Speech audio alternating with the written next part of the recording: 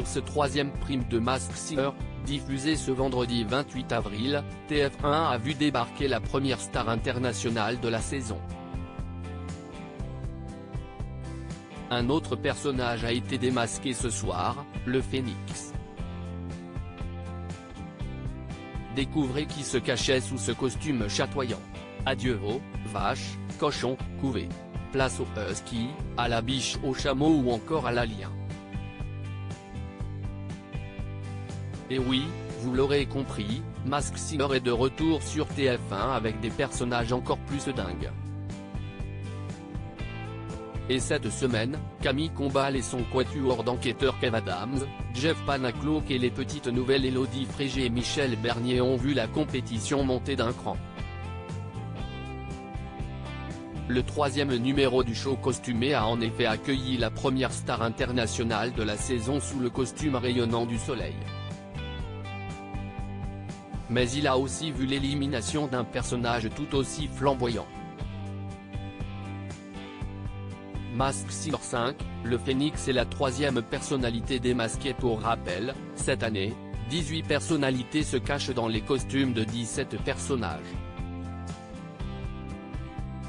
Et malheureusement, certains n'auront pas tenu plus d'un prime, à l'instar du canard, qui cachait la championne d'escrime Laura Flessel, du vautour, sous lequel était le comédien Martin Lamotte, de la chenille, qui abritait André Bouchet, plus connu sous le pseudonyme de Passepartout dans Fort Boyard, et du lama, qui accueillait le chorégraphe Jean-Marc Généreux.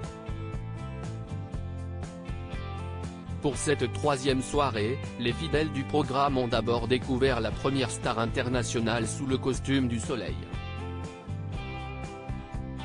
Il s'agissait de Mel B, ancienne membre des Spice Girls.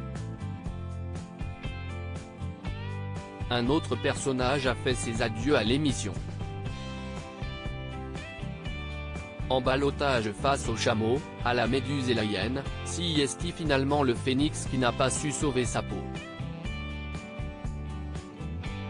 Un personnage mythologique et énigmatique qu'avait choisi Annie Dupéret, en référence à sa carrière qui a traversé les époques, tel un phénix.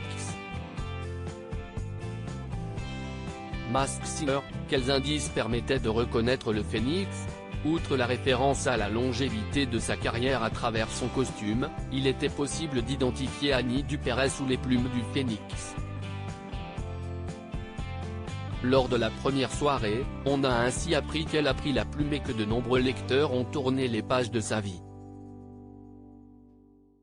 En effet, la comédienne de 75 ans a écrit de nombreux romans et rédigé son autobiographie, Le Voile Noir. D'ailleurs, le chat dans le casier, repéré par Élodie Frégé, était une référence directe à 3 de ses ouvrages, Les chats de hasard, Les chameaux et le poil et la plume. Quand le Phénix explique que la vie n'a pas été un long fleuve tranquille, cela n'a rien à voir avec le film du même nom d'Étienne Châtillier.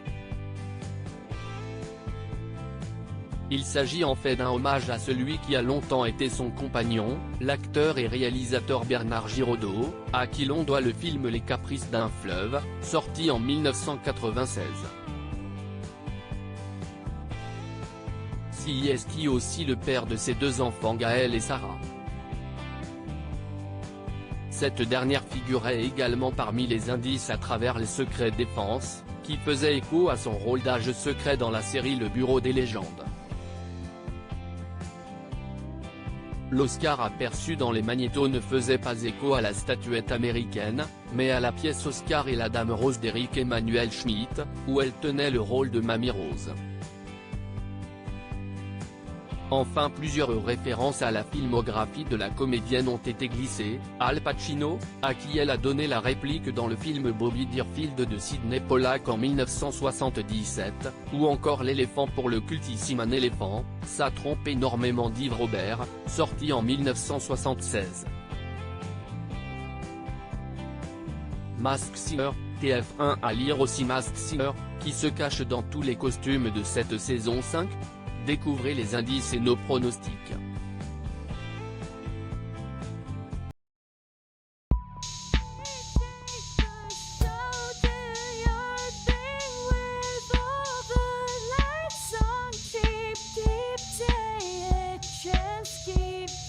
tienne.